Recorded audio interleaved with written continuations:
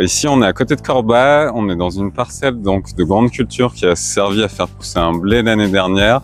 On est dans ce qu'on appelle des couverts intermédiaires, c'est-à-dire une plante couvre-sol pour l'hiver qui va permettre de restituer de l'engrais plutôt qu'il soit perdu et qu'on le retrouve sous forme de nitrate dans l'eau potable.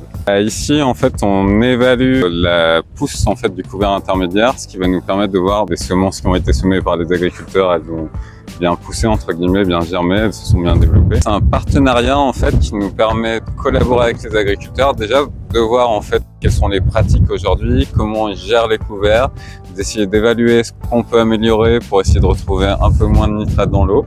Donc ça, c'est comment on améliore finalement la pratique et la gestion des couverts.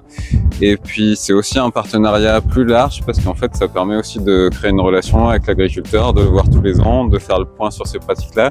C'est la deuxième année qu'on mène du coup ce partenariat et cette action. Ce qu'on a vu l'année dernière, c'est qu'il y avait des résultats très différents qui sont liés à la fois aux dates de semis, à la façon dont l'agriculteur va réaliser son semis, aux précédents, aux conditions météorologiques du moment.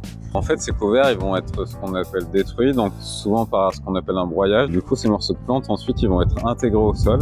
Et donc ça va permettre de récupérer l'azote qui est dans les plantes. Donc c'est moins d'engrais pour l'agriculteur et puis c'est moins d'azote dans l'eau pour du grand lion.